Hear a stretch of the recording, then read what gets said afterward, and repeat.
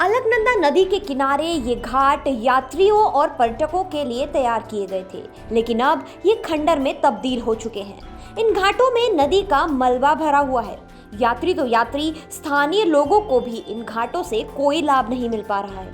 बरसाती सीजन गुजरने के 6 महीने बाद भी इन घाटों की सफाई नहीं हो पाई है। रुद्रप्रयाग उत्तराखंड की 4 धाम यात्रा का मुख्य पड़ाव है।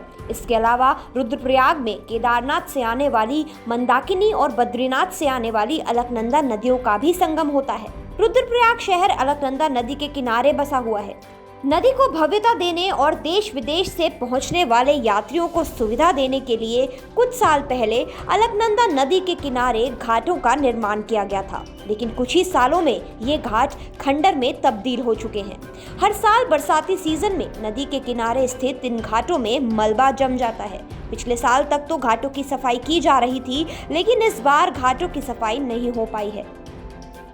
उत्तराखंड तक में आपका स्वागत है। आज हम बात करेंगे रुद्रप्रयाग में नमामि गंगे के तहत बनाए गए स्नान घाटों की।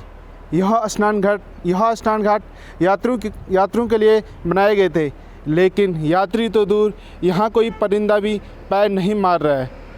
आप देख सकते हैं कि मैं इस समय अलकनंदा नदी किनारे खड़ा हूँ। यह घाट कुछ ही वर्ष पूर्व बनाए गए थे, लेकिन आज इन घाटों की बदहाल स्थिति हो चुकी है। बरसाती सीजन में यह घाट पूरी तरह पानी और मलबे से ढक जाते हैं, लेकिन बरसाती सीजन गुजरने के 6 माह बाद भी इन घाटों की सुध नहीं ली जाती है। मैं आपको दिखाना चाहूँगा कि ठीक सामने कुछ घाट स्थित हैं। घाट के ठीक ऊपर हनुमान मंदिर भी स्थित है। यहाँ पे हनुमान जी की मूर्ति के साथ ही प्राचीन हनुमान गुफा भी है।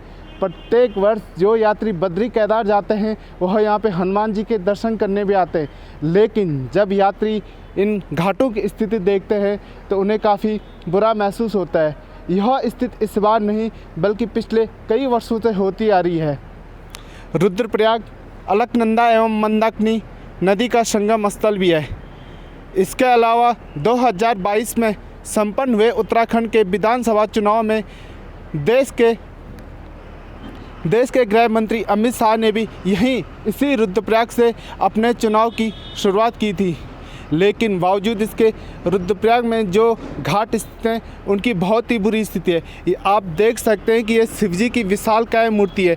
ये ठीक अलकनंदा नदी से कुछ ही दूरी पे स्थित है।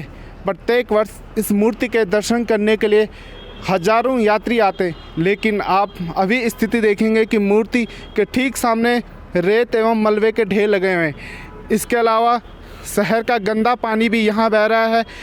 यहाँ जो रेलिंग लगाई गई थी यात्रियों के लिए वह भी टूट चुकी है। इसके अलावा जो यहाँ टाइल्स पत्थर लगाए गए थे वह भी क्षतिग्रस्त हो गए हैं। शौचालयों में दरवाजे नहीं हैं।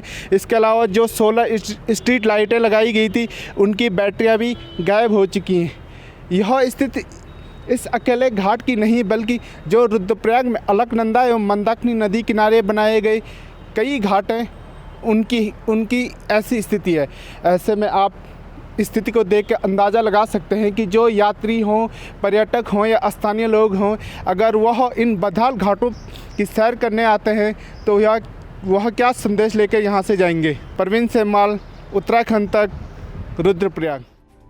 3 मई से 4 धाम यात्रा शुरू हो रही है। लाखों की संख्या में पर्यटक रुद्रप्रयाग पहुंचकर इन घाटों का रुख करेंगे, लेकिन घाटों की स्थिति बदहाल बनी हुई है। इन घाटों की ओर कोई जाना भी पसंद नहीं कर रहा है। नगर पालिका के सभासद सुरेंद्र सिंह ने कहा कि यात्रा सीजन को देखते हुए नगर पालिका को इन घाटों की सफाई करने के लिए कहा गया है। बरसाती सीजन में घाटों में मलबा भर गया था। उन्होंने कहा कि यात्रियों और स्थानीय जनता की सुविधा को देखते हुए शीघ्र ही घाटों से मलबा साफ किया जाएगा। बिल्कुल आपका सही कहना है कि घाटों का जो भरान हो चुका है, क्योंकि हमेशा जब भी बरसात के समय में पूरा चारों ओर जितने भी घाट बने हैं सब में रेता भर जाता है और रेत के साथ साथ गंदगी भी पहुंच जाती है। तो इस विषय में नगर पालिका को हमने भी अवगत करा चुके हैं कि जल्द से जल्द इन घाटों की सफाई की जाए, ताकि आने वाले जो यात्री लोग हैं उनको वो घाटों का आनंद ले सकें और मां गंगा के किनारे आराम से बैठकर अपना भजन कीर्तन कर सकें।